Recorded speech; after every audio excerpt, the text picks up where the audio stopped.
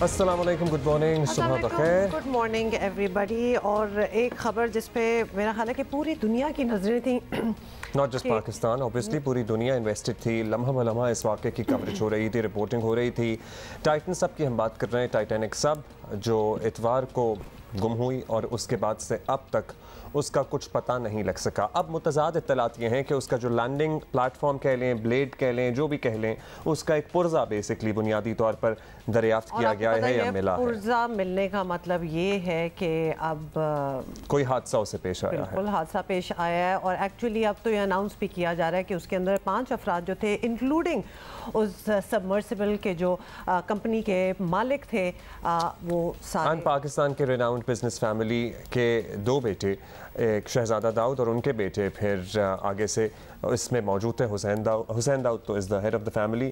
खैर उन्होंने उनकी तरफ से भी अब बाज़ाब्ता एक बयान, सुलेमान दाऊद था बच्चे का नाम, so he was just 19 years old और पूरी ज़िंदगी अभी बाकी थी। इस बात की तस्दीक भी कर दी है क्योंकि इट्स प्रीटी अब दे आर सर्टन, क्योंकि उन्होंने बहुत एक्सटेंसिव सर्च उनके लिए की, जिसमें कनाडा की नेवी, यूएस की नेवी, कोस्ट गार्ड्स, इन सारों ने एक बहुत बड़े एरिया पे उनका सर्च किया है। और उसके बाद जो वो पुर्जा मिला है सबमर्सिबल का, जिसको बाय द वे सबमर्सिबल कहते हैं क्योंकि वो बहुत ही छोटा एक कैप्सूल सबमरीन आप समझे, वो थी, दैट इट इज़ नो मोर। और ऑफ कोर्स उसमें जो 5 अफराद थे वो भी जान से गए। उनकी मौत की तस्दीक बस पता तो था ही सबको, एक ऑफिशियल तस्दीक नहीं हो रही थी। और अब ना सिर्फ जो रेस्क्यूअर्स हैं उनकी तरफ से तस्दीक कर दी गई है, अहले खाना की तरफ से भी तस्दीक कर दी गई है। मैं सुबह ही एक पोस्ट देख रहा था, आपको पता ही है कराची में बड़ा ज़बरदस्त एक बच्चों के लिए सेंटर है, TDF मैग्नी साइंस म्यूजियम। बिल्कुल बिल्कुल, so, वो भी दाऊद फैमिली का है, तो उन्होंने भी एक पोस्ट लगाई हुई थी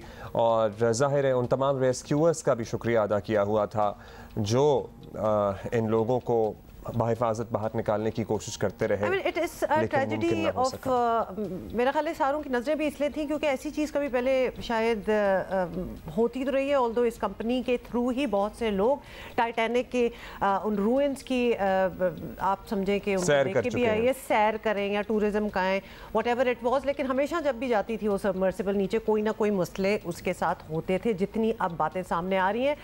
अफसोस की बात यह भी है कि आबदोज़ में सवार अफराद की लाशें मिलने का इम्कान भी बहुत कम है क्योंकि प्रेशर इतना ज़्यादा होता है। और जिस तरह के हमने बहुत से चैनल्स पे कल परसों से ही हम देख रहे हैं कि उस प्रेशर से वो चीज़ जब फटती है तो वो लिटरली पुर्जा हो जाती है, मतलब उसके लिटरली आपको कुछ नज़र नहीं आता उसमें। ह्यूमन बॉडी उस प्रेशर पर सर्वाइव नहीं कर सकती, एक रेजर ब्लेड से बहुत शार्प धार होती है पानी की बाय द वे।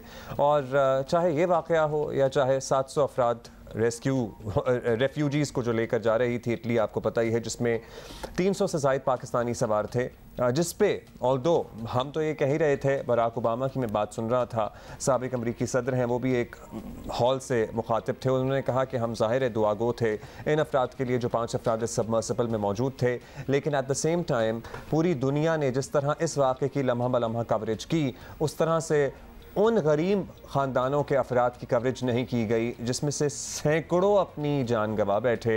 और इस सारे मामले में हमें एक दफ़ा फिर रिमाइंडर मिलता है कि पानी कितना ताकतवर है, चाहे वो सैलाब की सूरत में आए, चाहे वो इस तरह से कश्ती पे आप सवार हों, चाहे आप नीचे जाके उसके अंदर कोई एडवेंचर करने की कोशिश करें। लिटरली आज तक the deepest of the oceans का भी एक रफ आइडिया है कि वो कितने डीप हैं, कभी ये तयन हो नहीं सका कि वो एक्चुअली कितने डीप हैं, बिकॉज ये they could go on anywhere, जिसको कहते हैं ना। अब टाइटैनिक की बात कर लें, एक सरफेस लेवल होता है, सरफेस लेवल से भी नीचे वो जाके टाइटैनिक का जो सारा रूइंस थी, मलबा था, वो रेस्ट कर रहा है, जिसकी टूरिज्म के लिए, सयाहत के लिए लोगों को बड़ा आई गेस शौक होता है, देखना चाहते हैं। जब से वो मूवी आई है तब से तो लोगों का बहुत इंटरेस्ट है। हम पानी की ताकत को ना अंडर एस्टिमेट करते हैं। पानी एक ऐसी चीज़ है जो ज़िंदगी भी है और मौत भी है, मतलब अगर ना मिले तो जाहिर है हम मर जाएं, अगर ना पानी पिएं तो।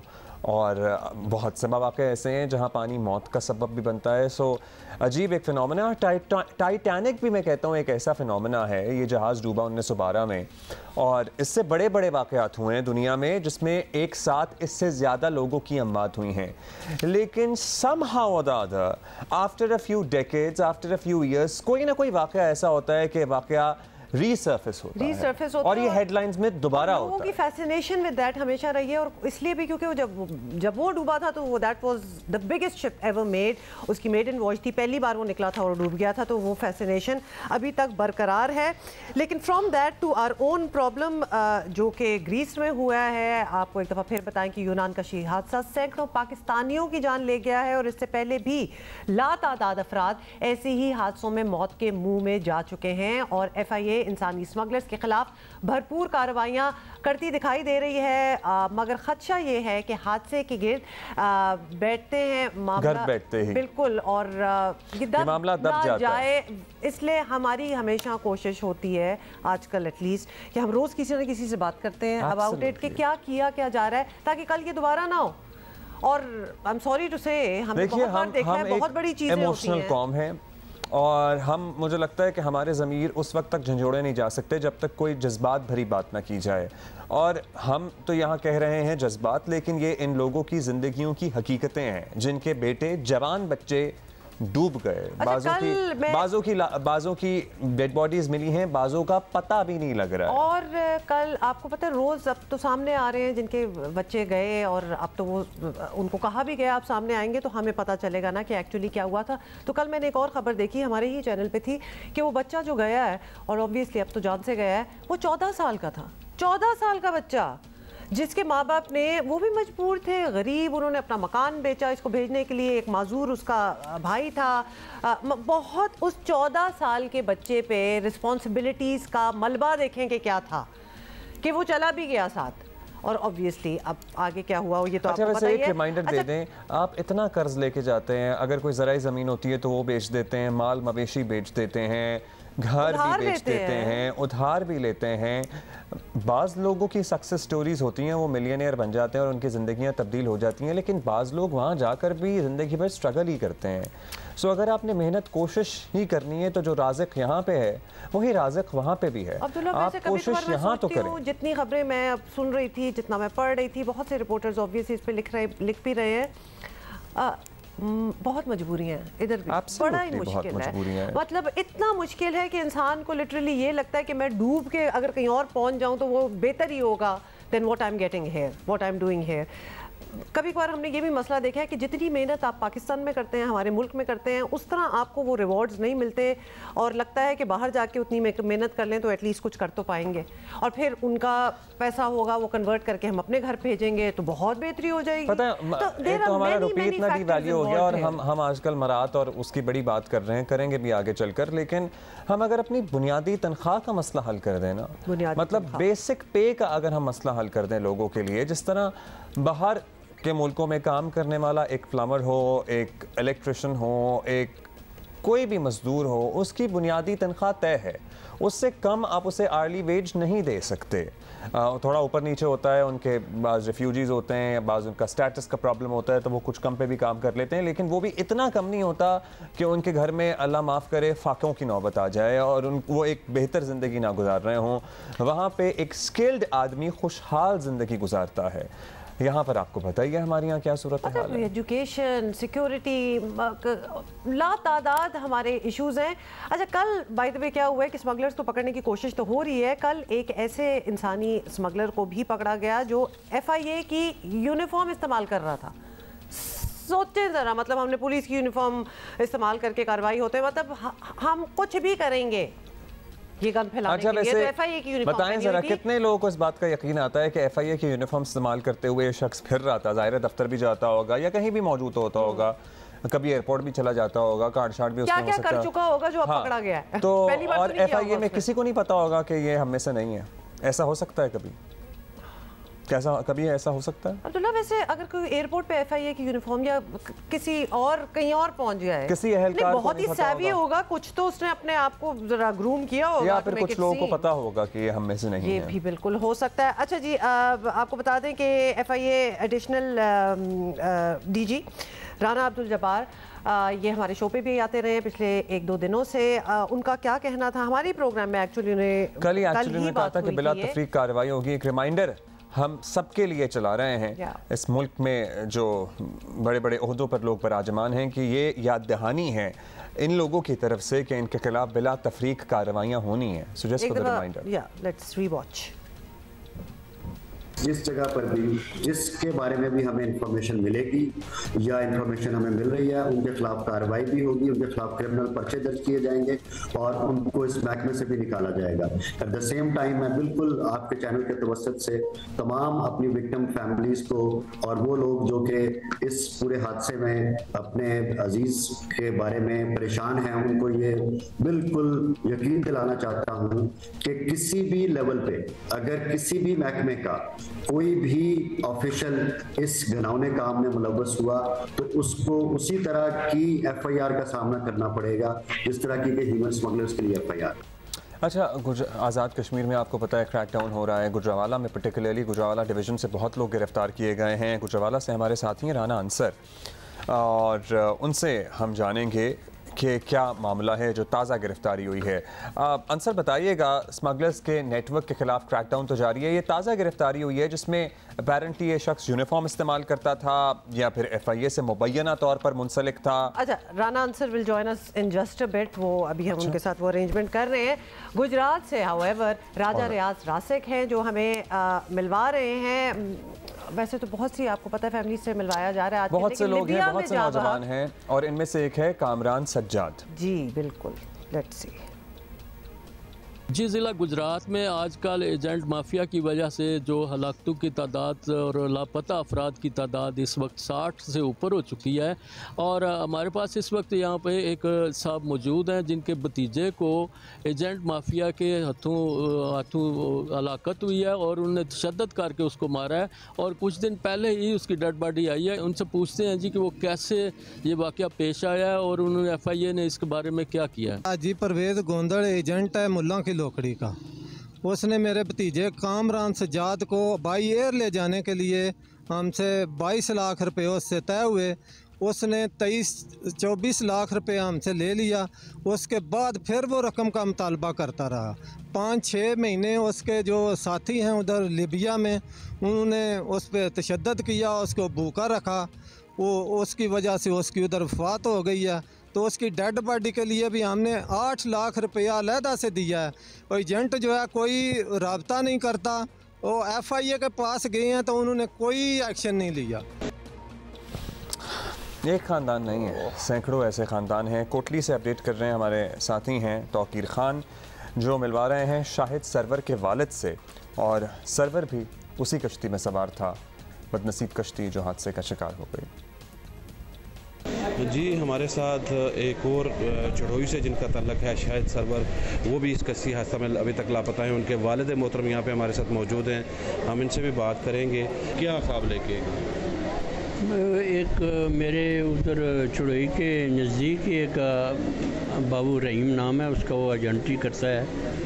वो उसके साथ मेरी बात वगैरह हुई, फिर उसने मुझे उस 17 जनवरी को फैसलाबाद से दुबई गया, दुबई से मिस्र गया, मिस्र से फिर लीबिया गया। तो पहला उसने मुझसे 7 लाख रुपया लिया है, तो उधर गया है। फिर उसके बाद उसने मुझसे लिया है 13 लाख रुपया। उसका जुल्करनैन नाम है, वो डूंगी डन्ने का रहने वाला है, चौधरी बिलादरी से ताल्लुक़ है उसका। फिर वो चला गया लीबिया चला गया, 6 महीने वो उधर रहा है और उधर कैद भी हुआ है। 5-6 जून को उसके साथ मेरी बात हुई है। उसने मुझे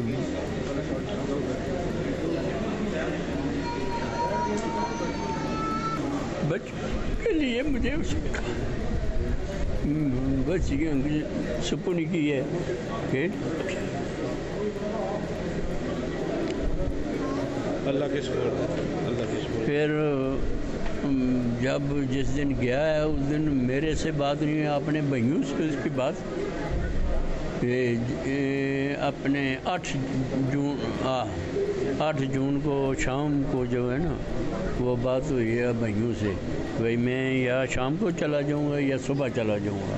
तो 14 आदमी हैं जिनकी लिस्ट एजेंट ने दी है लीबी को, वो लेबी आया था, उसने बताया कि आप तैयार रहें, आप जाएंगे। काफ़ी दिन गुजरने के बाद 4-5-6 दिन के बाद उसको मैंने फ़ोन किया, भाई आज तो इतने दिन हुए, क्यों बोला नहीं अभी उधर सर्विस नहीं है। फिर पता चल गया वो तो किश्ती जो है वो मतलब हादसे की शिकार हो गई है, तो बस फिर परेशानी में है। ये उसकी 2 बेटियाँ, इसकी उसने भाइयों को भी कहा है। हर दास्तान नाज़रीन ऐसी है कि खून के आंसू रोने को दिल करता है। शाहिद सरवर के वालिद आज हमारे साथ यहाँ पे मौजूद हैं और साथ में उनकी 2 बेटियाँ भी हमारे पास साथ यहाँ पे मौजूद हैं। जहाँ भी हम बात करेंगे वहीं पे एक अलमनाक दास्तान सामने आती है कि ये इंसानी स्मगलिंग का वो रैकेट है, वो तरीका है जिसने आज तक लोगों को मुख्तलिफ जगहों पे फंसाए रखा है। I am heart broken. जिस तरह बोला भी नहीं जा रहा था उस बच्चे के वालिद साहब से, क्या कह सकते हैं, मजबूरियाँ, इंसान किसी को मजबूर ना करे, क्योंकि वो ऐसे ऐसे फ़ैसले ले लेता है जो कि शायद उसके दिल में खटका हो कि ये फ़ैसला सही नहीं है, लेकिन लेने पड़ते हैं। अच्छा, एक यहाँ पर सर्टनली मजबूरियाँ हम करते रहते हैं, लेकिन बाज़ औक़ात बच्चों को गैर ज़रूरी तौर पर भी जुनून सवार होता है। बाज़ मैंने ऐसे बच्चे भी देखे हैं जिनके पास यहाँ गाड़ी है, नेमत है, घर पर छत है, सब कुछ है, क्या करना है, बाहर जाना है। हाँ, लेकिन वो बच्चे कश्तियों में बैठ के बाहर नहीं जाते, उनके पास इतने रिसोर्सेज होते हैं कि वो लीगल मीन से जाएं, जबकि उनको जाने की जरूरत नहीं होती। इनमें से भी सारे लोग आपको गुर्बत की लकीर से नीचे जिंदगी गुजारते हुए नहीं नजर आ रहे होंगे। ठीक है, लेकिन ज्यादातर तो ठीक है, इसके पास 25 लाख रुपीस लाइंग अराउंड है कि जी कश्ती में बैठ के चले जाओ, then there are other ways to go. Choices होती हैं। तो मतलब मेरा ख्याल है कि यहाँ पे हम इस डिबेट को भी साथ शुरू करने की ज़रूरत है।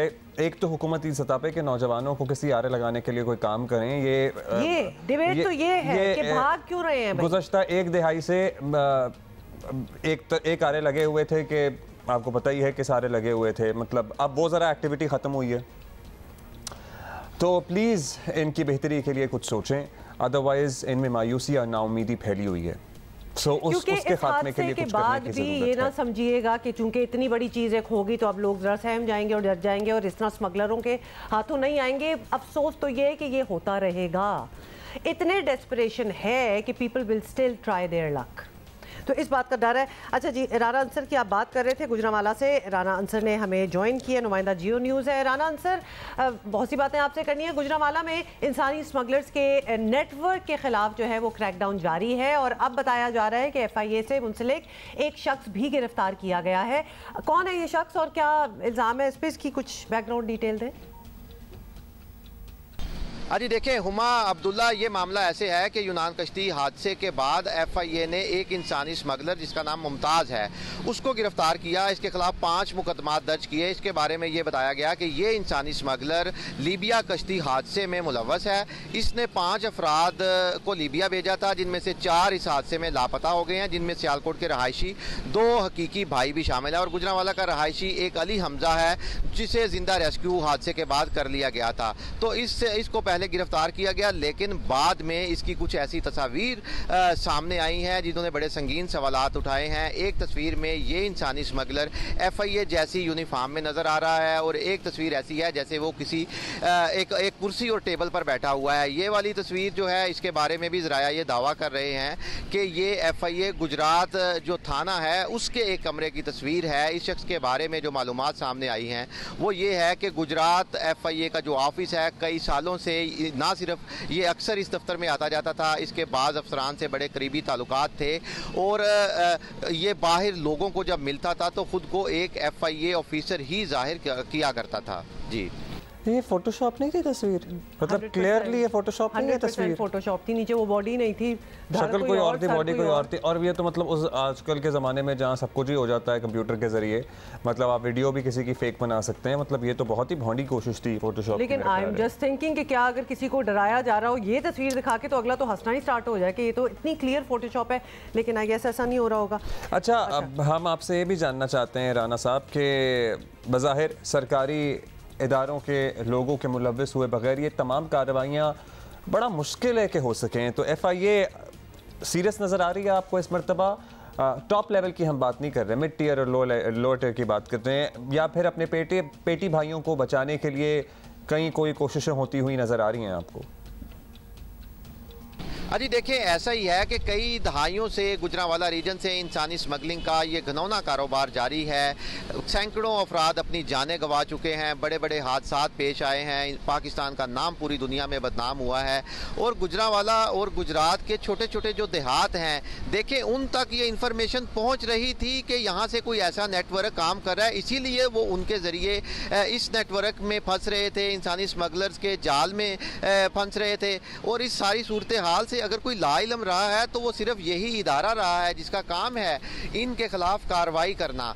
तो इस हादसे के बाद ज़्यादा शोर मचा है, ज़्यादा नुकसान हुआ है। इसके बाद से अभी तक कहा यह जा रहा है कि इस तरह की तहकीकात करेंगे, लेकिन बाज़ाब्ता अभी तक ऐसी तहकीकात शुरू नहीं हुई जिसमें पता चलाया जा सके कि कौन अफसरान मुलव्वस हैं, किन किन के राब्ते थे, ताकि उनको कैफे किरदार तक पहुँचाया जाए। कल हमारी बात हुई FIA डायरेक्टर ये भी बताइएगा कि इस हादसे में, जी बिल्कुल, इस हादसे में मरने वाले और लापता होने वालों में गुजरांवाला डिवीजन के बहुत ज़्यादा लोग हैं, तो एक तो इसकी वजह भी बताते हैं और अब तक कितने ख़ानदान सामने आ चुके हैं, मुसद्दिका मुतासरा ख़ानदानों की तादाद ज़रा बताएं कितनी है?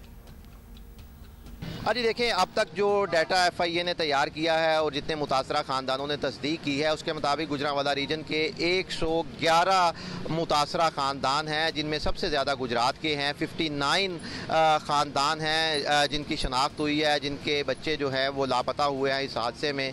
मंडी बहाउद्दीन के 5 ख़ानदान हैं, गुजरांवाला के 36 हैं और सियालकोट के 11 है। 111 ये तादाद बन जाती है। इन तमाम अफराद के DNA सैंपल्स यहाँ से फॉरेंसिक टीमों ने ले लिए हैं, जो पंजाब फॉरेंसिक लैब भिजवाए गए थे और कहा यह जा रहा है कि यूनान में वो जा चुके हैं और उनकी मदद से वहाँ जो लाशें हैं उनकी शनाख्त का अमल जो है वो किया जा रहा है। जी शुक्रिया आपका। कितने ज़्यादा हैं, बहुत शुक्रिया। और DNAs आपको पता ही है मुताद्दिद फैमिली से ले लिए गए हैं और वहाँ से फिर उनकी शनाख्त की जाएगी। जो भी डेड बॉडीज़ मिल रही हैं, कुछ बॉडीज़ मिली हैं, कुछ अभी तक लोग लापता हैं, क्योंकि इतना गहरा समंदर, आपको मतलब वही वाली बात है ना, पानी की लहरें इतनी बेरहम होती हैं। एक तो बच्चे चले जाएं और अगर बॉडीज़ ना मिले, कहना भी मुश्किल है, तो वो क्लोजर भी नहीं होता, क्योंकि आप इस शक में ही रहते हैं कि किस तरह गया होगा। हम अभी बात कर रहे थे समंदर की गहराई की। 12,000 फीट अगर आप नीचे चले जाएं समंदर में, so approximately 5,200 pounds per square inch का प्रेशर आप पे पड़ता है, और this is equivalent to the weight of about 20 cars pressing down on every square inch of the surface area. 20 गाड़ियां अगर हर इंच के एक ऊपर सरफेस एरिया के ऊपर जोर डाल रही हो तो ये उतना प्रेशर होता है। एक्चुअली कल सोशल मीडिया पे अगर आप देखते तो वो आप तो ग्राफिक्स में सब कुछ चीज़ें बना के दिखा भी देते हैं, एनिमेशन में देख के खौफ ज़्यादा हो जाता है कि वो अंदर वालों का क्या हाल हुआ होगा। We are talking about that Titanic वाली सबमरीन।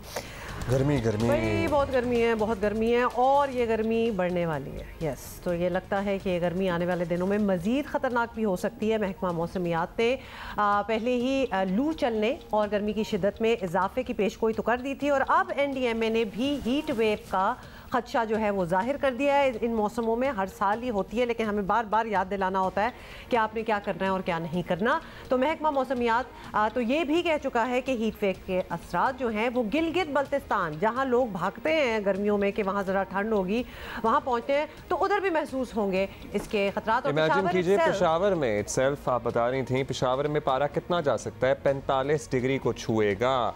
सो सिंध के मैदानी इलाके हमें याद आ गए ये टेम्परेचर सुन के। अब NDMA ने शहरियों को खबरदार कर दिया है कि जहाँ तक मुमकिन हो लू से बचें। हीट वेव जानलेवा साबित हो सकती है। पहले भी आपको पता ही है कराची में क्या हुआ था, कहर ढाया था इस हीट वेव ने मरतबा। और महकमा मौसमियात ने कहा है कि कराची वाले भी फील्स लाइक 42 डिग्री की गर्मी बर्दाश्त करने के लिए तैयार रहें। ऐसे वैसे महकमा मौसमियात ऐसे कहते हैं कि आप तैयार रहें और हम जैसे हम हाँ जी हम तैयार हैं, हम तैयार हैं जी, ओके, हम ऐसे बस ये हमेशा मुश्किल ही होता है। डॉक्टर सादिया खालिद हमारे साथ मौजूद हैं, उनसे ज़रा जान लेते हैं कि क्या एहतियाती तदाबीर हैं जो लोगों को करनी चाहिए। डॉक्टर साहबा, गर्मी तो आती है लेकिन आपको पता ही है जो जो क्लाइमेट चेंज हो रहा है मौसमों में शिद्दत आती जा रही है, शदीद गर्मी और शदीद बारिशें और फिर शदीद सर्दी भी होती है। अब दोबारा कहा जा रहा है कि शदीद गर्मी पड़ने वाली है। सो हम आपसे पहले भी रहनुमाई ले चुके हैं, अब ज़रा रिमाइंडर के तौर पे बताइए वो लोग जो आउटडोर काम करते हैं, जो पब्लिक ट्रांसपोर्ट पे सफ़र करते हैं, दरख्त तो आपको पता ही है वैसे कितने कम हैं, क्या करें? बात हो रही है। अच्छा, अस्सलाम वालेकुम एवरीवन। हीट वेव और हीट एग्जॉशन जैसा कि आपने जिक्र किया, इस वक्त हमारे मुल्क में जो है वो स्पेशली जो साहिली इलाके हैं वो ज़्यादा अफेक्ट होते हैं। मैदानी इलाकों में ठीक है ड्राई हीट होती है, लेकिन स्पेशली जो कराची में क्योंकि ह्यूमिडिटी लेवल ज़्यादा होता है, तो जब ह्यूमिडिटी लेवल ज़्यादा होता है तो जब आपकी एवेपोरेशन जो है वो नहीं उसको ड्राई हो रही होती है तो आपकी बॉडी कूल डाउन नहीं होती है। ह्यूमिडिटी लेवल ज़्यादा होने की वजह से बॉडी कूल डाउन जब नहीं होगी तो आपको जो है वो हीट एग्जॉशन होगी और उसके साथ हीट स्ट्रोक जिसको लू लग जाना कहते हैं उसका खतरा बहुत ज़्यादा रहता है। तो कराची वाले स्पेसिफिकली और पूरा मुल्क तो ऑलरेडी इस वक्त हीट वेव के अंडर है, तो कराची वालों को स्पेशली इसलिए भी ख्याल रखना चाहिए because of the humidity level. अच्छा, जो बाहर सफ़र करते हैं स्पेशली उसमें ना सिर्फ बाहर सफ़र करने वाले बल्कि छोटे बच्चे और बुजुर्ग हजरात, ये भी वो लोग हैं जो हीट से सबसे ज़्यादा अफेक्ट होते हैं। जो बाहर काम कर रहे हैं ऑब्वियसली उनका सारा दिन का काम है, उनका हीट से बचने का तरीका ये है कि ठंडे मटीरियल का कपड़ा पहने, लाइट कपड़ा पहने, हल्के कलर्स इस्तेमाल करें, पानी की बोतल, एक सादा पानी की बोतल अपने साथ हमेशा रखें। कोशिश करें ज्यादा वक्त अपना साए के नीचे, किसी दरख्त के नीचे या ऐसी जगह पे काम करें जहां बहुत ज्यादा धूप या सूरज की रोशनी ना हो। अगर इन चीजों का ख्याल रखेंगे, वाटर पानी का इंटेक बार बार रखेंगे, हाइड्रेट करेंगे, तो बहुत मुमकिन हद तक आप हीट से बच सकते हैं। अच्छा डॉक्टर साहब, पानी भी बड़ा मुश्किल हो जाता है पीना। लेट्स बी ऑनेस्ट, हम इतने स्पॉइल हो गए हैं कि बार बार पानी पीते जाओ, वन डजंट फील लाइक। क्या और ऑल्टरनेटिव्स हैं? लोग कहते हैं जी अगर हम सोडा भी पी रहे हैं, फिजी ड्रिंक्स भी पी रहे हैं, तो वो तो लिक्विड ही है ना, पानी है। ऑल्दो ये प्लीज़ उनको समझाएं कि वो आपको मज़ीद डिहाइड्रेट कर रहा है, तो क्या क्या ऑप्शंस हो सकती हैं? अच्छा देखिए, सबसे पहले तो कैफिनेटेड ड्रिंक्स और ये जो कार्बोनेटेड ड्रिंक्स है ये बिल्कुल इस्तेमाल नहीं करने चाहिए क्योंकि ये आपकी बॉडी से और ज्यादा पानी निकालते हैं। Simple plain water, fresh fruit juices जिसमें आप तरबूज का जूस है, एप्पल जूस है और सादा नींबू पानी, that can serve the purpose. अगर सादा पानी पीना मुश्किल है तो आप लेमनेड, स्कंजबीन बना के पी सकते हैं। और इसके अलावा ताज़ा फलों के जो एक्सट्रैक्ट हैं, स्मूदीज बना लें, लस्सी का इस्तेमाल करें। Lassi is one of the best coolant, आपकी गर्मी को, आपके मैदे की गर्मी को, आपके जिस्म की गर्मी को। और एक हमें बचपन में कहा जाता था जी दूध में पानी मिला के, जिसको हम कच्ची लस्सी कहते हैं, that is one of the best remedy. सादा पानी नहीं पीना, दीज आर द ऑल्टरनेटिव जो कि आप इस्तेमाल कर सकते हैं। बिल्कुल, कच्ची लस्सी तो अक्सर कहते हैं मैदे की गर्मी को मारने के लिए। फिर अंबियों का शरबत भी होता है बाय द वे, अगर आपने कभी इस्तेमाल किया हो। अच्छा, अगर कोई किसी शख्स को लू लग जाए या हीट स्ट्रोक हो जाए और किसी बस स्टॉप पे, आपको पता ही है बाज़-औक़ात हमने देखा है कोई शख्स गिर जाता है और लोग उसके इर्द गिर्द खड़े हो जाते हैं और उनको पता नहीं होता कि करना क्या है, तो क्या कर, फर्स्ट एड क्या दी जा सकती है जिससे जान बच जाए एटलीस्ट इंसान की? अच्छा, सबसे पहले तो उसको आप किसी सायादार दरख्त की या किसी साया वाली जगह के पास लेके जाएं और उसके इर्द गिर्द बहुत ज़्यादा हजूम करने की ज़रूरत नहीं है, सिर्फ एक या दो बंदे उसको मैनेज कर लें। उसका तरीका ये कि पेशेंट को, जिस शख्स को हीट स्ट्रोक हुआ है, उसको एक्सपोज करें, कोशिश करें उसके कपड़े जितने आप बटन्स खोल दें, कमीज के बटन, फ्रंट के बटन खोल के उसको ठंडा पानी, जी जूते उतार दें, सॉक्स उतार दें अगर उसने पहनी नहीं है, और उसकी बॉडी को अगर उसने शलवार या पैंट पहनी उसको थोड़ा एक्सपोज करें। द मोर यू एक्सपोज, आपको हवा का जो है वो जिस्म में हवा लगना शुरू हो जाती है। उसके बाद ठंडे पानी की कोई भी कपड़ा लेके उससे उसकी बॉडी को स्पंजिंग करें, ठंडा पानी ऊपर डाल दें उसकी बॉडी के। अच्छा, अगर मरीज कॉन्शियस है तो उसको पानी जरूर पिलाएं, लेकिन अगर वो बेहोश है तो किसी तौर पे भी उसको पानी पिलाने की कोशिश मत कीजिए, फौरन किसी एम्बुलेंस का बंदोबस्त करें, क्योंकि लोग बेहोशी की हालत में जब पानी पिला रहे होते हैं तो वो एस्पिरेट कर जाता है पेशेंट, मरीज जो है वो फायदा होने की वजह उसको नुकसान। डॉक्टर साहब, टाइम बहुत कम है, जल्दी से बता दें कि लोग वैसे ही अपनी डाइट में ORS का इस्तेमाल कर लें इस टाइप का, क्योंकि you are losing so many salts, तो it's okay to do that. Exactly, yes, ORS का इस्तेमाल करें, बिल्कुल करें। मुरगन ग़िज़ाएं, घी वाली तली हुई अशिया से परहेज करें, सिंपल सब्जियां, फल ये खाएं। गर्मी में ज्यादा से ज्यादा, गर्मी में तो दिल भी चाहता है बंदा अच्छी सी सब्जी खाए। बहुत शुक्रिया आपका डॉक्टर सादिया खालिद साहब। रिमाइंडर, ये सारी बातें हम आपको हर साल बताते रहते हैं, बट प्लीज बी विजिलेंट। इंशाल्लाह हर साल बताते रहेंगे, हाँ, क्योंकि हर साल गर्मी का लेवल, हमारी जिम्मेदारी है, लेवल कुछ और ही होता जा रहा है ना गर्मी का भी। सो वी हैव भाई, कल आपको पता है मेरा भी मवेशी मंडी जाने का इत्तेफाक हुआ, मुख्तसरन जो किसी एक स्पॉट पे लगी होती है ना वहाँ पे। कराची में रहने वाले जानते हैं कारसाज पे अगर आप मुड़े इशारा फैसल से तो वो लेफ्ट साइड पे थोड़ी देर बाद काफ़ी एक लंबी सी पट्टी आती है जिसमें बेतहाशा बकरे खड़े होते हैं और मैं उतर गया। ज़ाहिर है एक आइडिया लेना था। बकरे तो ठीक ही थे लेकिन अल्लाह माफ़ करे, मतलब क्या हो गया है भाई, एक नॉर्मल से बकरे के 80,000 से कम किसी ने नहीं मांगे। एक नॉर्मल बकरे की मैं बात कर रहा हूँ।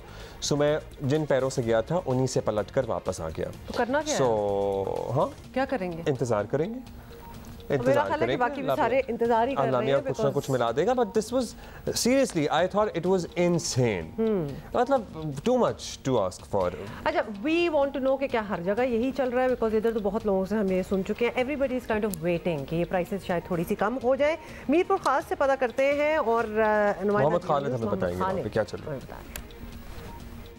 मीरपुर खास मवेशी मंडी में रिवायती तौर पर ज़ुल्हज की पहली तारीख को मंडी तैयार हो जाती है, मवेशी आना शुरू हो जाते हैं और फरोख्त शुरू हो जाती है। इस मरतबा बताया जा रहा है कि गुज़िश्ता साल के मुकाबले में ना सिर्फ जानवर और मवेशी कम है मंडी में, बल्कि इनकी कीमतें भी ज़्यादा हैं। हमें ये बताया गया है कि पिछले साल हालांकि हल्की फुल्की बारिश भी हो रही थी, उसके बावजूद मवेशी मंडी में 2 से 2,500 जानवर मौजूद था। लेकिन इस साल इस मरतबा तकरीबन 500 से 600 जानवर भी मुश्किल नजर आ रहा है। हम इस वक्त मंडी में मौजूद हैं और यहाँ पर जो फरोख्त करने के लिए आए हुए हैं उनसे भी बात करते हैं कि क्या सूरत हाल है। अभी माल जानवर लेने वाला कोई नहीं है। पहले जानवर जो था 80,000 का वो 1 लाख तक निकल रहा था, अभी जो 1 लाख है वो 60,000 से 70,000 80,000 तक मांगते हैं। ये सूरत हाल है इस मंडी की कि ना सिर्फ ये कि जानवर बहुत महंगा है बल्कि जानवर कम भी है, मवेशी कम भी है। लोग आ रहे हैं लेकिन असल खरीदार मौजूद नहीं है। महंगाई में हर जगह पर हर तबके की कमर तोड़ी है। अमूमन होता ये है कि अगर मवेशी मंडी में जानवर कम हो, मवेशी कम हो तो कीमतें बढ़ जाती हैं, लेकिन यहाँ उल्टा सिलसिला हो रहा है, जहाँ मवेशी भी कम है और कीमतें भी उतनी नहीं मिल रही जितनी वो तवक्का कर रहे हैं।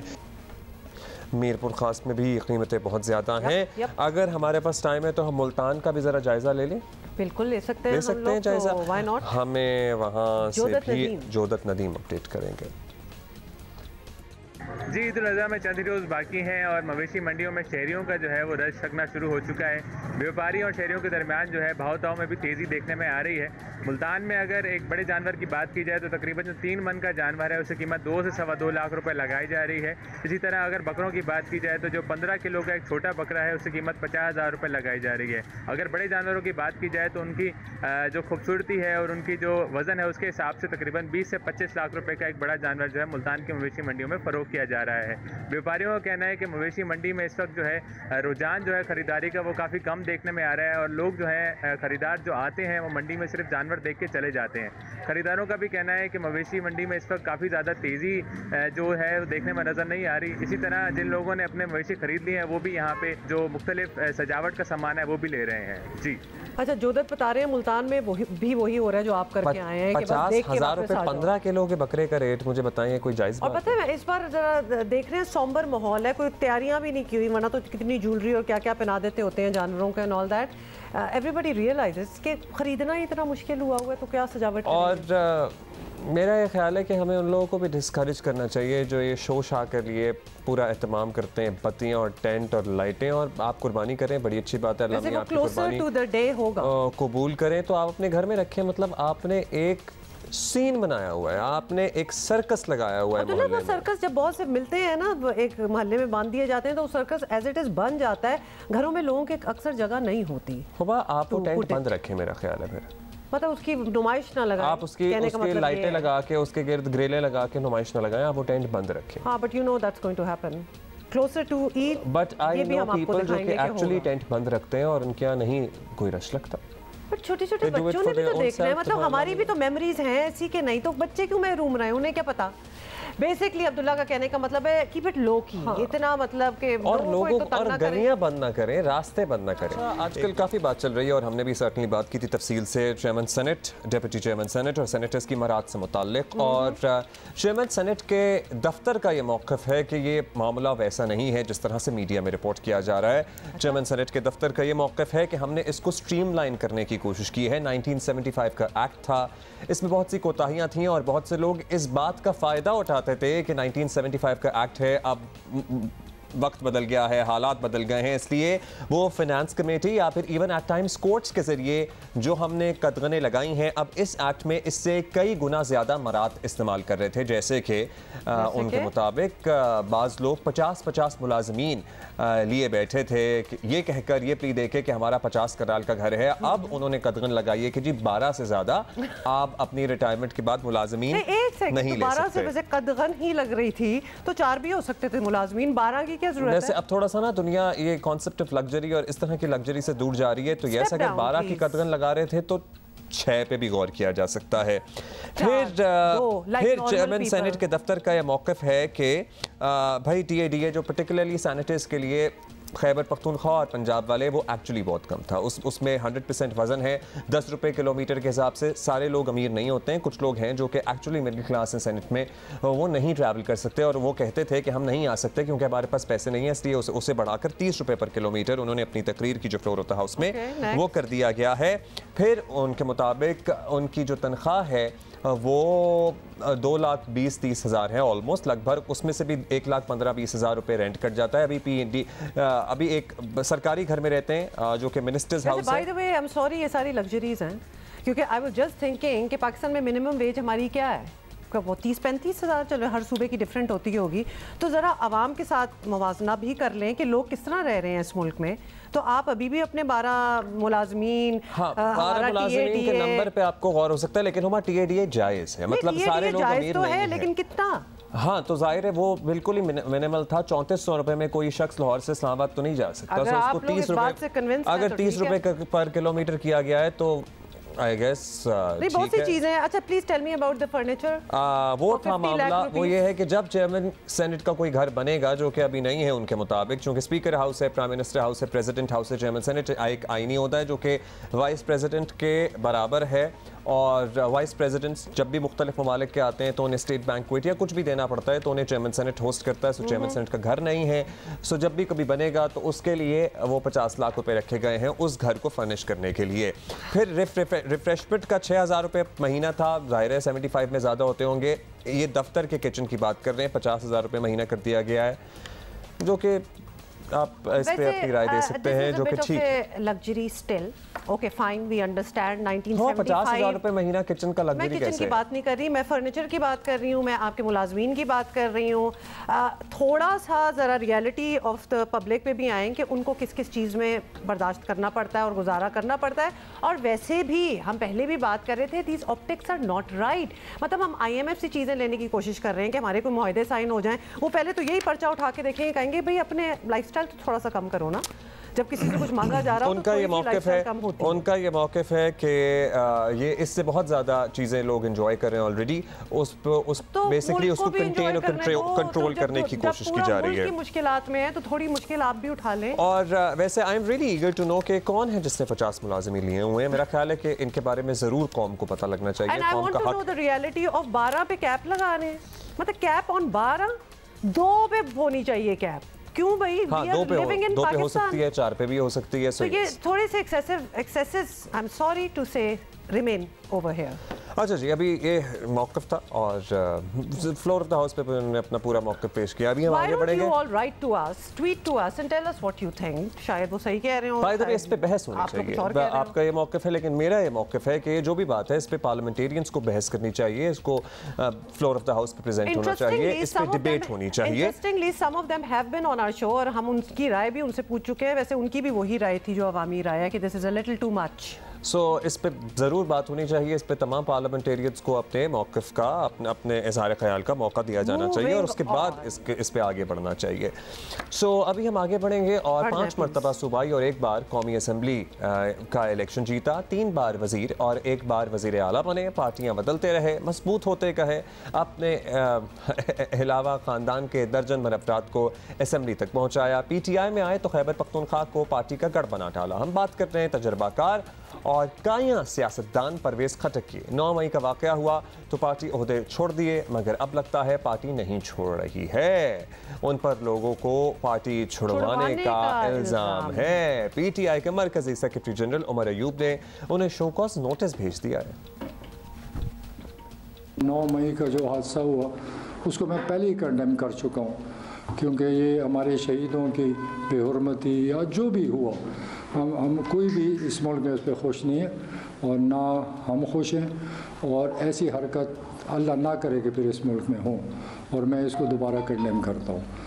मैंने काफ़ी सोच विचार के बाद फ़ैसला किया कि चूँकि सियासी माहौल इस मुल्क पे इस वक्त बहुत ख़राब है और इस माहौल में मेरे लिए चलना बड़ा मुश्किल है, तो मैंने अपने दोस्तों से राय ली और मैंने फ़ैसला किया कि इस वक्त मैं पार्टी का ओहदा छोड़ता हूँ सदारत, और बाकी दोस्तों और पार्टी वर्कर से सलाह मशवरा करके आइंदा का लाएअमल तय करूँगा। ऑलराइट, ये उनका कहना था। और साथ ही आपको बता दें कि परवेज़ खटक के बारे में कहा जाता है कि वो हवाओं का रुख समझते हैं और उन्हें डूबती कश्ती से छलांग लगाना और डूबती कश्ती को तूफान से निकालना दोनों हुनर आते हैं। ये बाय द वे बड़ी इंपॉर्टेंट बात है, ये टैलेंट है। निकाल पाए वैसे। पीटीआई का शो कॉज नोटिस बता रहा है कि खैबर पख्तूनख्वा की सियासत में खटक साहब बड़ी हलचल मचाने जा रहे हैं। लाइकली आन इत्तलात हैं कि असद उमर शाह महमूद कुरैशी भी इनसे राब्ते में है। परवेज़ खटक की पॉलिटिकल मूव अगले इंतखाबात में सूबे के सियासी मंजरनामे को अलट पलट सकती है। ये उलट पलट होगा या अलट पलट होगा? जो आपका दिल चाह रहा है कहते हैं। नहीं, मेरा ख्याल है अलट पलट होगा।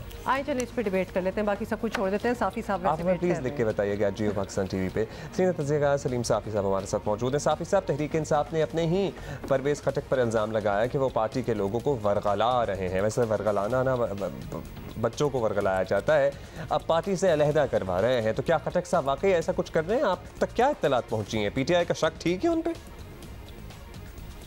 अब एक तो ये क़यामत की निशानियां हैं कि जनरल अयूब ख़ान के सियासत के वारिस उमर अयूब साहब जो है वो परवेज़ खटक साहब को शोकाज़ नोटिस भेज रहे हैं और उनको ये कह रहे हैं कि वो लोगों को वर्गला रहे हैं। हालांकि सब जानते हैं कि गुज़िश्ता 5 सालों के दौरान इमरान ख़ान साहब उनके ख़िलाफ़ अपनी जमात के लोगों को और अपने प्रिंसिपल सेक्रेटरी को और बाकी सब लोगों को वर्गला रहे थे। और मेरे ख़्याल में तो परवेज़ खटक साहब के साथ जो सलूक इमरान ख़ान साहब ने किया था, तो उनको तो एक दिन की देर भी नहीं करनी चाहिए थी, लेकिन उसके बावजूद भी दूसरों की बनिस्बत परवेज़ खटक ने निस्बतन ज़्यादा समझदारी वाला और बावकार तरीक़ा इख्तियार करने की कोशिश की और किसी हद तक मेरे ख़्याल में उनकी स्ट्रेटजी दूसरों की बनिस्बत ज़्यादा कामयाब भी रहेगी। अच्छा साफ़ी साहब, खटक साहब से मुतालिक एक मजबूत तासुर है कि वो सूबे की बाअसर तरीन सियासी शख्सियत हैं और उनके पास बहुत से इलेक्टेबल्स हैं जो हुकूमतें गिराने और बनाने में मरकज़ी किरदार जो है वो अदा कर सकते हैं। तो अगर ऐसा है तो इतने मजबूत ग्रुप के साथ क्या खटक साहब के लिए अपनी पार्टी बनाना बेहतर होगा या किसी और पार्टी को ज्वाइन करेंगे? क्या प्लान लग रहा है आपको? देखिए, इसमें कोई शक नहीं है कि खटक साहब एक तजुर्बाकार सियासतदान हैं और उससे पहले भी वो डिस्ट्रिक्ट नाज़िम भी रहे हैं, इससे पहले भी वो सूबाई वज़ीर रहे हैं, पीपल्स पार्टी के साथ भी वो रहे हैं।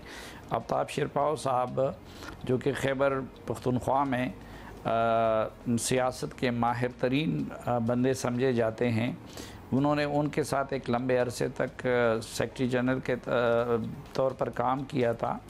तो वो जिस तरह शहबाज शरीफ साहब तकरीर अच्छी नहीं कर सकते लेकिन एडमिनिस्ट्रेशन उनकी मशहूर है, इसी तरह परवेज़ खटक साहब अच्छे मुक़र्रिर नहीं हैं या तकरीर और गुफ्तगू ज़्यादा वो नहीं कर सकते, लेकिन वो सियासी चालों को बेहतर समझते हैं।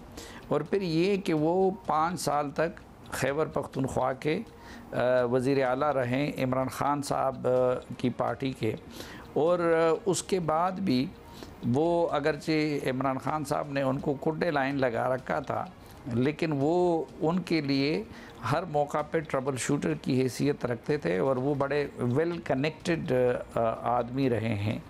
तो इस वक्त भी खैबर पख्तूनख्वा में मेरी मालूमात के मुताबिक पीटीआई के ज़्यादातर जो इलेक्टेबल्स हैं वो उनके गिर्द जमा हो गए हैं और अभी परवेज़ खटक साहब ने ये फ़ैसला करना है कि वो किस पार्टी में जाएं या अपना ग्रुप बनाएं।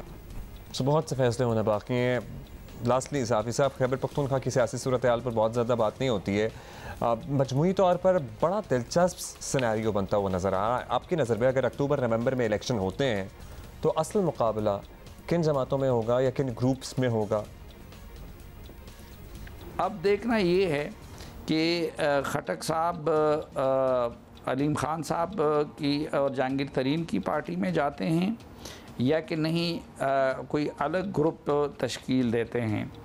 मेरे ख़्याल में अलग ग्रुप तश्कील देने की सूरत में वो ज़्यादा मौसर नहीं होंगे, क्योंकि वहाँ पे ज़ाहिर है कि या तो इमरान ख़ान के नाम का वोट होगा, लेकिन इमरान ख़ान न इलेक्शन में होंगे न उनका कैंडिडेट बनना किसी के लिए मुमकिन होगा जब इलेक्शन होगा। तो उस सूरत में ये मुमकिन नहीं होगा कि वो उनके वोट को अपनी तरफ खींच सके।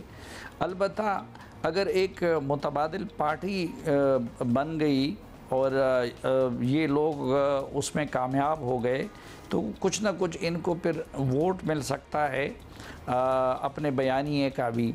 जहाँ तक मौसर ताकतों का ताल्लुक़ है तो खैबर पख्तूनख्वा में इस वक्त अवामी नेशनल पार्टी भी एक मौसर ताकत है और उन्होंने काम भी बहुत किया है और उसके साथ साथ बाज़ पॉकेट्स जो है मसलन हज़ारा वग़ैरह में वहाँ पे मुस्लिम लीग नून के भी हैं और इसी तरह दीर वग़ैरह में जमात इस्लामी के पॉकेट्स हैं और JUI एक मौसर जमात थी और उससे पहले तो किसी ज़माने में ये अंदाज़ा लगता था अपोजिशन के दिनों में कि शायद JUI ही लीडिंग पोजीशन में आएगी, लेकिन उनके गवर्नर की जो परफॉर्मेंस रही और फिर निगरान हुकूमत तो अमलन JUI की हुकूमत है और मरकज़ में भी फिर उनके वज़रा की जो कारकर्दगी रही तो उसकी वजह से JUI का ग्राफ बहुत नीचे गया है और लोग उससे मुतनफ़िर हुए हैं और करप्शन के इल्ज़ामात भी पीपल्स पार्टी से ज़्यादा इस मरतबा JUI के बारे में लग रहे हैं। तो अगर उसने उसको मुतासिर नहीं किया, इसी तरह जो पख्तून बेल्ट है उसमें मेरे ख़्याल में जो मंजूर पश्तीन की के जो फॉलोअर्स हैं वो भी एक असर डालेंगे और देखना ये है कि वो अपने वोटर्स का टिल्ट किस तरफ रखते हैं, क्योंकि वो ख़ुद एक सियासी जमात तो नहीं है और उसमें हिस्सेदार इलेक्शन में हिस्सा नहीं लेंगे। तो इन मल्टीपल फैक्टर्स के नतीजे में ही खैबर पख्तूनख्वा के इलेक्शन का कोई रिज़ल्ट बरामद होगा। ये तो बहुत सारे फैक्टर आपने गिनवा दिए। लेट्स सी वक्त आता है तो कौन कौन से फैक्टर इसमें होते हैं उस वक्त तक इन्वॉल्व या फिर कौन से फैक्टर माइनस हो सकते हैं हो जाते हैं। बहुत शुक्रिया आपका साफ़ी साहब। इतनी रैपिडली चेंज होती हैं कि बाज़ फैक्टर्स अभी रेलेवेंट होते हैं फिर इररेलेवेंट होते हैं, बाज़ लोग जो अभी इररेलेवेंट होते हैं वो उस वक्त रेलेवेंट हो जाते हैं। It can only be judged at the time of the election. Right. अच्छा okay, going back to Eid, because अब कितने दिन रह गए हैं ईद में, तो हमने बाकी शहरों का अहवाल बता रहे हैं कि मंडियों में क्या चल रहा है। तो पेशावर से भी of course we are going to get an update और हमें ज्वाइन कर रही हैं शीबा हैदर। शीबा बताइए क्या हो रहा है? ईद कुर्बा की आमद है। इस वक्त मैं मौजूद हूँ पेशावर की मवेशी मंडी में। यहाँ पर एक से बढ़कर एक खूबसूरत जानवर मौजूद है, लेकिन यहाँ पर रवां साल इनकी कीमतें जो है वो आसमान से बातें कर रही हैं। रिंग रोड, चारसदा रोड और दीगर मकामात पर कायम मंडियों की अगर बात की जाए तो कुर्बानी के जानवर की कम से कम कीमत 2 लाख रुपए, जबकि बारी वजनी जो बैल है उनकी कीमत 6 से 7 लाख रुपए बताई जा रही है। सख्त गर्मी की वजह से इन मंडियों में दिन की निस्बत रात गए खरीदारों का रुझान ज्यादा नजर आता है। खरीदारों की तादाद खासी कम दिखाई दे रही है। खरीदारों से हमारी बात हुई तो उनका कहना था कि सफेद पोश तबके के लिए कुर्बानी मुश्किल हो चुकी है और उनके लिए पसंदीदा जानवर खरीदने में खासी मुश्किलात का सामना करना पड़ रहा है। छोटे जानवरों की अगर बात की जाए तो बकरा और दुम्बे की कम से कम कीमत 70,000 रुपए से लेकर 1 लाख रुपए तक बताई जा रही है। दूसरी जानिब मंडी में सफाई की सूरत हाल भी नाकिस है। जगह जगह पर गंदगी के ढेर नजर आ रहे हैं और जिसकी वजह से शहरियों को खासी मुश्किलात का सामना करना पड़ रहा है। जी 2 लाख रुपए से कम का बड़ा जानवर नहीं है। बकरों की तो कीमतें ना ही पूछें आप, वो तो मैंने ही आपको फर्स्ट हैंड एक्सपीरियंस दिया है। सखर से हमें बताएंगे मंडी में क्या कीमतें चल रही हैं। Thank you Sheeba for going to mandi for us. Sheeba से हमने जान लिया, सखर से हमें बताएंगे यासिर फारूक। जी बिल्कुल, सखर में इस वक्त तक मवेशी मंडी तो कायम नहीं हो सकी है। ताहम जो व्यापारी हैं उन्होंने शहर के मुख्तलिफ इलाकों में अपने एक से एक खूबसूरत जानवर खड़े करके इन्हें फ़रोख्त करने का सिलसिला जारी रखा हुआ है। मैं इस वक्त बंदर रोड पे मौजूद हूँ, जहाँ पे पंजाब से लाए हुए एक से एक आला नस्ल के गाय और बैल फ़रोख्त के लिए खड़े किए गए हैं। यहाँ पे ख़रीदार तो इतनी बड़ी तादाद में नज़र नहीं आ रहे हैं, लेकिन बच्चों की एक बड़ी तादाद पहुँची हुई है जो इन जानवरों को देख के महजूज हो रही है, खूब इंजॉय करती हुई नजर आ रही है। यहाँ आने वाले बच्चों का कहना है क्योंकि मंडी कायम नहीं हो सकी है, इस वजह से इस वक्त यहाँ पे जानवर देखने आए हैं और कीमतें पता कर रहे हैं। अपने बड़ों को यहाँ पे लेके आएंगे इन जानवरों को खरीदने के लिए। और आज से बताया गया है कि मंडी के लिए शामियाने लगना शुरू हुए हैं, जबकि कल जो है ये जानवर मंडी में फरोख्त के लिए मुंतकिल कर दिए जाएंगे। जी, यासिर के पीछे जो ब्राउन, यासिर की बात नहीं सुनी क्योंकि मैं पीछे देख रही थी। यासिर के पीछे जो बैल है ना, on the right side, red colour का, रेड कह लें आप इसे, ब्राउन कह लें, मैं ऐसे रेडी कहता हूं। मुझे वो टिक्कों का taste, it's beautiful, it's delicious. आप बड़ी वैसे बेरहम, मैंने हिसाब लगाया, आपको जिंदा जानवर को देख के तिक्के याद आ रहे हैं। नहीं तो आप जब लेने जा रहे थे तो आपने उसके साथ के खेड़ियां पानी थी, आपने भी तो टिक्के ही बनाने थे ना इनमें। एसेंस ऑफ ये वाला जानवर, वेरी नाइस। नहीं, आपको क्या देख के आपको क्या ख्याल आ रहा है, प्लीज मुझे बताएं कि आपने घर ले जाके इसको क्या लोरी सुनानी है? एसेंस ऑफ सैक्रिफाइस मुझे याद आ रहा है, and obviously we are sacrificing an animal, और एक उसका एसेंस है जो आप नहीं समझ रही हैं। That goes without saying, the whole Eid का एक एसेंस है। हाँ। देखिए इस वक्त हम जानवर पिक एंड चूज, मुंह खोल के क्या साइज है, कितना गोश्त निकला, हम क्यों बात करते हैं? बात ये है कि आप बहुत शुगर कोट करते हैं। I just say it as it is, ये डिफरेंस है हमारा। मुझे तो बड़ा बेरहमाना रवैया लगा है कि एक जिंदा जानवर को देख के आपको तिक्के ज़हन में आना शुरू हो जाए। और खाएंगे आप भी वही वैसे एंड में। Yes, but you don't have to say it. At least as long as the जानवर is there alive, standing in front of you. भाई एक तो मौसम बड़ा सख्त है, दूसरे बच्चों की गर्मियों की छुट्टियां भी हैं और बच्चों की तरफ से प्रेशर भी है कि उनको घुमाने के लिए लेके जाया जाए। So, जो इस प्रेशर में आ रहे हैं वो तो ज़रूर जाएं, क्योंकि आने वाले दिनों में बहुत कुछ होने वाला है, जिसमें से एक एक्टिविटी हम आपके साथ शेयर करना चाहते हैं। बिल्कुल, and this is an activity जो कि मुझे कितना शौक है मैं खुद भी जाऊँ, क्योंकि उसके बारे में हम इतना सुन चुके हैं, लेकिन मैं कभी गई नहीं हूँ। And that is the Shandur festival. अब ज़्यादा दूर नहीं रहा है, बहुत जल्द होने वाला है। शंदूर पोलो फेस्टिवल 2023 का इनेकाद होगा 7 से 9 जुलाई तक, और मुल्क के मुख्तलिफ हिस्सों से आने वाले शुरका इससे महसूस होंगे। इंतजामात अभी से शुरू कर दिए गए हैं, लाइक ईद के फौरी बाद। और कहा जा रहा है कि इस बार कोई मेगा ये इवेंट इसी बारे में बात कर लेते हैं ना। इसके हमारे साथ मौजूद हैं खैबर पख्तूनख्वा की कल्चर एंड टूरिज्म अथॉरिटी के डीजी मोहम्मद बख्तियार खान साहब। बहुत शुक्रिया बख्तियार साहब, आपने वक्त दिया। बख्तियार साहब, शंदूर फेस्टिवल तो आपको पता ही है अरसे से हो रहा है, बहुत से लोग जा चुके हैं, हर साल इसमें तादाद बढ़ती है। इस मरतबा क्या ख़ास है जो इससे पहले नहीं हो सका, और आप लोगों को किस तरह से मदऊ करना चाहेंगे या दावत देना चाहेंगे?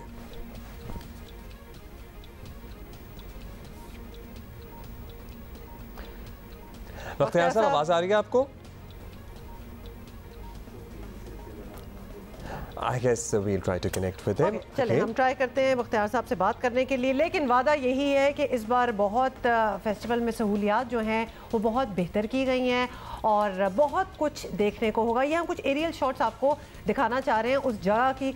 यहाँ से देख के पता चल रहा है कि मौसम बड़ा ज़बरदस्त है। This is by the way the highest polo ground in the world. अच्छा, ये वीकेंड भी बन रहा है ना, 7 to 9 July is Friday, Saturday and Sunday. दुनिया से लोग आते हैं, this is not just for Pakistan. So अब आप गिलगित की फ्लाइट लेके जाएंगे, आई गेस ऐसा ही है ना? बिल्कुल गिलगित पे लैंड करेंगे आप, और उसके बाद आप शंदूर तक का सफर तय करेंगे। तो हम जा रहे हैं क्या? Since we are talking about it, वैसे वी शुडंट वी? हाँ, ये थोड़ी सी पावर ऑफ सजेशन है हमारी आवाज़ों में कि अगर हम काम के लिए चलें, जस्ट टू यू नो। अच्छा, बख्तियार साहब हमारे साथ मौजूद है। बख्तियार साहब बताइएगा, हर साल ही आपको पता है शंदूर फेस्टिवल होता है, बड़े धूमधाम से होता है, बड़े लोग आते हैं। इस मरतबा सुना है कुछ ख़ास होने वाला है, क्या ख़ास होने वाला है सर? किस तरह से आप लोगों को मदऊ करेंगे, क्या ऑफ़र करेंगे कि लोग पहले से ज़्यादा तादाद में आए इस दफ़ा? बिल्कुल जी, सबसे पहले तो मैं आपको मशकूर हूँ कि आप लोगों ने अपने टाइम दिए अपने प्रोग्राम में। और आपको पता है कि शंदूर फेस्टिवल हर साल होता है, एक तारीख़ी फेस्टिवल है, और इसकी जो हिस्ट्री है आपको पता है कि ये ग्राउंड 1936 में बनाया गया था, और उस वक्त से मुसलसल ये मैचें हो रही हैं। और यहाँ पे चतराल और गिलगित की टीमों के दरमियान वो जो रिवायती हरीफ हैं उनके दरमियान फ्री स्टाइल पोलो मैचेस होते हैं। और ये इसकी जो ब्यूटी है, जो अट्रैक्शन, वो ये है कि ये दुनिया के बुलंद तरीन पोलो ग्राउंड है और ये सतह समंदर से 12,200 फीट की ऊंचाई पे है। और इस बार हमारे इसमें तैयारी अल्हम्दुलिल्लाह कंप्लीट है।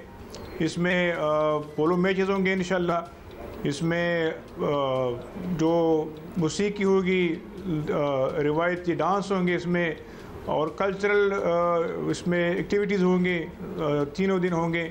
इसमें खैर पख्तूनख्वा की कल्चरल एक्टिविटीज़ होंगे, ख़ासकर चतराल की तरफ से इसकी वहाँ पे एक्टिविटीज़ होंगे। प्लस इसके साथ GB से, गिलगित बल्तिस्तान से भी कल्चरल एक्टिविटीज़ होंगे, तो उधर से भी लोग आते हैं, इधर से भी लोग जाते हैं। और इसकी जो ब्यूटी है वो ये है कि यहाँ पे बहुत सारे गैर मुल्की सियाह आते हैं हर साल। तो इस बार हमने तमाम तैयारी कर ली है और वहाँ पे हमारी सेटअप भी इस्टेब्लिश हो चुका है। अच्छा, जब अब सेटअप वगैरह बात करते हैं, गैर मुल्की भी बहुत से लोग आते हैं, इसकी पॉपुलैरिटी अब काफ़ी पिछले कुछ सालों में काफ़ी बढ़ी है। तो रहने की जगह कहाँ लोग रहेंगे, एक थोड़ा सा एक स्टैंडर्ड आर्जी सेटअप होता है, कोई होटल्स बन गए, होटल्स भी होते हैं और अब जू हर साल लोग बढ़ते जा रहे हैं तो ज़्यादा होते जाएंगे, कुछ ऐसा है सिस्टम? बिल्कुल जी, इस तरह है कि चूँकि आपको पता है कि अगर कोई रोड से जाते हैं तो काफ़ी दूर पड़ते हैं, तो चतराल में कम से कम स्टे करने पड़ते हैं एक रात को। तो वहाँ पे हमारे इंतजाम हैं, हमने होटल में अरेंजमेंट्स कर ली हैं। तो जो जाएंगे चतराल में ठहरेंगे। शंदूर के मकाम पे हमने, क्योंकि वहाँ पे साल में एक एक्टिविटी होती है, वहाँ पे तो लाइफ होती नहीं है क्योंकि वो बहुत हाइट पे है। तो वहाँ पे हमने टेंट्स विलेज लगाए हैं। वहाँ पे फॉरेनर्स के लिए अपना एक इंक्लोजर होगा, वहाँ पे गवर्नमेंट ऑफिशियल्स के लिए उनके अलग अलग इंक्लोजर होगा। हमारे जो मीडिया के दोस्त हैं उनके लिए हमने अलग अरेंजमेंट कर ली हैं। तो वहाँ पे जो पब्लिक आएंगे, जो आम लोग आएंगे, उनके लिए अलग अरेंजमेंट्स हैं। तो वहाँ पे ठीक ठाक अरेंजमेंट की गई हैं और सबकी तमाम सहूलियात जो है वो दस्याब होंगे। वो खाने की सहूलियात भी, वो वाशरूम की भी, वो पानी की भी, तो तमाम तैयारी वहाँ पर हमारी अल्हम्दुलिल्लाह कंप्लीट है। अच्छा, बताइएगा, खाना एक बड़ा इंपॉर्टेंट पार्ट होता है वेकेशन का, मोस्ट इम्पॉर्टेंट प्रॉब्ली पार्ट होता है हमारे यहाँ वेकेशन का। तो उसके लिए क्या आप पूरे पाकिस्तान से वेंडर्स को दावत देते हैं? Because I would really like कि क्या ही ज़बरदस्त माहौल हो जाए अगर लाहौर के पाए और कराची की नहारी भी मिल रही हो, लेकिन वहाँ के अपने रिवायती और वहाँ के अपने रिवायती खाने भी हों। वैसे एक आइडिया था मेरे जहन में जो आया, तो मैंने सोचा आपसे शेयर कर लें। बिल्कुल जी, इस तरह है। वहाँ पे एक तो जो सरकार के मेहमान होते हैं उनको सरकार की तरफ से खाने दिए जाते हैं, उनकी तैयारी हो चुकी हुई है हमारी। और बाकी हमने उसको ओपन रखा हुआ है। चतराल के लोग आते हैं, वहाँ पे स्टॉल लगाते हैं, बाहर से लोग आते हैं, पंजाब से लोग आते हैं, वो स्टॉल लगाते हैं। एक पूरा शोल होता है, पूरे माहौल होते हैं। वहाँ पे हर तरह के खाने मिलते हैं, हर तरह के वहाँ पे फैसिलिटीज़ मिलती हैं। और वहाँ पे हमारी सिक्योरिटी भी प्रॉपर है। वहाँ पे हम ये भी इंश्योर करते हैं कि मुनासिब रेट पे क्वालिटी के जो है वो चीज़ें मिलें। तो ये सारी चलो वहाँ पे अवेलेबल होंगी। तो खुसूसी फ़्लाइटें भी कोई चलेंगी? इसके लिए रूट ज़रा आप बता दें हमें। इस्लामाबाद से क्या गिलगित की फ़्लाइट लेनी पड़ेगी? जो भी अफराद इसमें आना चाहते हैं, क्या इजाफी फ़्लाइट्स भी चल रही हैं? क्या प्लान है इस सिलसिले में? बिल्कुल, इस बार हमने पिछली बार की तरह रिक्वेस्ट की है PIA से कि वो एडिशनल फ़्लाइट चलाएँ। तो इस्लामाबाद से सीधा आप चतराल, और चतराल से फिर आप 5-6 घंटे लगते हैं शंदूर तक। तो इस्लामाबाद से फ़्लाइट चलती है हमारे चतराल तक। और इस बार इंशाल्लाह हमने रिक्वेस्ट भी की है कि फ़्लाइट्स बढ़ा दें ताकि ज़्यादा से ज़्यादा लोग वहाँ पे आके इसमें पार्टिसिपेट कर लें। शंदूर तक का रास्ता मैं जानना चाहता हूँ क्योंकि मुझे बड़ा खौफ आता है पुरखतर पहाड़ी रास्तों से। सो वो रोड जो है वो कार्पेटेड है, सही है? क्योंकि ज़ाहिर है इन दिनों में क्या मौसम होता है वहाँ? मौसम भी बता दें और सड़क का भी बता दें। बिल्कुल जी, जहाँ तक सड़क का ताल्लुक है, आपको पता है कि वो सड़क बन रही है, इस पर काम हो रहा है। अभी इसकी वो ग्राउंड वर्क हो गई है, बाकी इस पर काम चल रहा है और ये NHA बना रही है। लेकिन हमने कोशिश की है कि जब तक ब्लैक टॉप ना हो, कारपेट ना हो, उससे पहले उसको प्लान किया जाए। इनमें से जो कड़े शड़े वो हटा के उसको GP बनाया जा सके। तो उस पर काम हो रहा है, बल्कि हो चुका है। वो रोड अभी बेहतर हालत में है, अगरचे कारपेटेड नहीं है लेकिन बेहतर हालत में है। वहाँ पे गाड़ी आसानी से जा सकती हैं। लेकिन फिर भी हमारी रिक्वेस्ट होगी तमाम सियाहों से कि जब आएंगे वहाँ चतराल से आगे जब जाएंगे तो उनके पास 4x4 गाड़ियाँ हों, अच्छी क्वालिटी की गाड़ियाँ हों और उसके पास टायर वगैरह भी सब पास मौजूद होनी चाहिए। और हमने जो रूट पे करके आए मौसम बहुत ठंडा होता है मतलब, या फिर रात में सर्दी होती है और दिन में प्लेजेंट होता है, क्या होता है? बिल्कुल, वहाँ पे यूनिक मौसम होता है। दिन को चूँकि बहुत हाइट पे होती है तो धूप तेज़ होती है, और हमने रिक्वेस्ट भी की लोगों से कि वो तैयारी करके आएँ, सनग्लास के साथ लेके आएँ। और वहाँ पे जी बिल्कुल, और वहाँ पे रात को बहुत ठंड होती है, तो रात को हमने टेंट्स में, जो हमारे स्टेब्लिश टेंट्स हैं वहाँ पे हमने अरेंजमेंट कर लिए हैं कंबल वगैरह की। और हम रिक्वेस्ट भी करते हैं जो लोग खुद आते हैं अपने टेंट्स लेके आते हैं या प्राइवेट टेंट्स में रहना चाहते हैं, तो वो एडवांस में जो ट्रेवल एजेंट्स हैं, ट्रेवल एजेंसीज हैं, उनसे कोऑर्डिनेट कर ले और प्रॉपर टाइम पे जो है वहाँ पे रिजर्वेशन कर ले, क्योंकि वहाँ पे बहुत ठंड होती है। आपने बड़ी अच्छी तरह you have sold the festival to us, क्योंकि अब तो मेरा बड़ा दिल चाह रहा है कि किसी तरीके से हम जाएं। इतनी अट्रैक्शंस हैं और सबसे मज़े की बात है मौसम बड़ा ज़बरदस्त है, तो और कहाँ मिलेगा इतना अच्छा मौसम, खाना पीना, you know, beauty just around you. And you get to interact with so many people around from different corners of from different parts of the world. So and it's a different you know, पहाड़ हैं वो हमारे जो शहरों की look से बिल्कुल एक डिफरेंट जगह है, और जब आप छुट्टियों पे कहीं जाते हैं तो आप चाहते हैं कि आप रिफ्रेश। अच्छा जी, अभी ज़रा ओलंपिक्स वाले बच्चों की बात करेंगे, और पाकिस्तान के उस्मान कमर और ज़ैनब अली रज़ा ने जर्मनी में जारी स्पेशल ओलंपिक्स में जनाब सोने के तमगे जीत लिए हैं। Congratulations to Usman Qamar and Zainab Ali. Usman Qamar ने रोड साइकिलिंग में भी गोल्ड मेडल जीता था। जुमेरात को उस्मान कमर ने टाइम ट्रायल के 2 किलोमीटर रोड रेस में ये जो फासला है ये बहुत ही कम वक्त में तय किया, जबकि ज़ैनब अली रज़ा ने 2 किलोमीटर का फासला 6 मिनट में तकरीबन मुकम्मल किया। उस्मान कमर अब तक वर्ल्ड गेम्स में 2 मेडल्स अपने नाम कर चुके हैं। तो यानी इवेंट में पाकिस्तान के गोल्ड मेडल्स की तादाद जो है वो टोटल 6 और बहुत होने वाली है, दर्जनों होंगे हमारे इंशाल्लाह। हमें कोई शक नहीं था। अच्छा जी, आपने देखा ही है and the country has witness कि पाकिस्तान ने IMF से कर्जा लेने के लिए हर कोशिश करके देख ली। वजीर खजाना इसहाक डार एक दिन IMF पर गरजते बरसते हैं तो अगले दिन मिन्नते तरले करते नजर आते हैं, और बरतानवी और अमरीकी सफीरों से मदद भी मांग कर देख लिया है। मतलब we have actually done everything, सब कुछ कर लिया है। और तो और वज़ीर आज़म शहबाज शरीफ भी पेरिस में IMF की MD क्रिस्टीना से मिले हैं और प्रोग्राम बहाली की बराह रास्त दरख्वास्त की है, मगर क्या कीजिए, क्या IMF तो इस वक्त संग दिल महबूब बना हुआ है जो किसी तरह मान कर नहीं दे रहा। बैकग्राउंड में हम गाना भी चला सकते थे, ये तो आपने जो आवाज़ मुग़ल आज़म की आवाज़ निकाली है आपने। हाँ, संग दिल महबूब है। हाँ। लेकिन हमने जो है ना उससे इज्तिनाब किया है अभी। IMF का जायज़ा प्रोग्राम ख़त्म होने में 6 दिन रह गए हैं। वज़ीर आज़म शहबाज शरीफ अब भी पुरुम्मीद है कि डील हो जाएगी। अगर ऐसा नहीं होता तो हुकूमत को जितनी बुरी मईशत मिली थी मौजूदा हुकूमत इससे भी बुरी मईशत छोड़ कर जाएगी। वज़ारत ख़ज़ाना के साबिक़ मुशीर डॉक्टर खाकान नजीब हमारे साथ मौजूद हैं। डॉक्टर साहब शुक्रिया। डॉक्टर साहब, पाकिस्तान ने IMF की कड़ी शर्तें मान ली, सब कुछ कर लिया, अमेरिका से भी बात हो गई, वज़ीर आज़म खुद IMF की MD से मिल लिए। क्या ये कह सकते हैं कि अपनी तरफ से तो हमने डील बहाली की तमाम कोशिशें कर ली हैं, जो शराइत थी सब मान ली हैं, अब हमारे बस में कुछ नहीं है कि हम और क्या करें? पाकिस्तान को ये याद रखना है कि पाकिस्तान को IMF is the best anchor उस वक्त जब आपके ज़र मुबादला के ज़खायर $4 अरब से नीचे हों। आपको IMF को साथ लेकर चलना है और आप एक इलेक्टोरल साइकिल में जा रहे हो। बेस्ट कोर्स ऑफ एक्शन जो था वो तो यही था कि हम 9th रिव्यू को कंप्लीट करते, पर जब मैं आपसे बात कर रहा हूँ तो हम 23 जून को खड़े हैं, 3 नवंबर को ये रिव्यू हमने शुरू करना था। इसमें जो डिले हुआ उसके बाद इसमें कबातें जो हैं वो बढ़ती गई। Initially we have had a trust gap with IMF because हमने कई दफ़ा इनहराफ किया IMF के साथ कई चीज़ों पे, चाहे वो रुपए की कदर को मेंटेन करना हो, सब्सिडीज़ देनी हो, टैक्सेस लगाने में देरी करनी हो।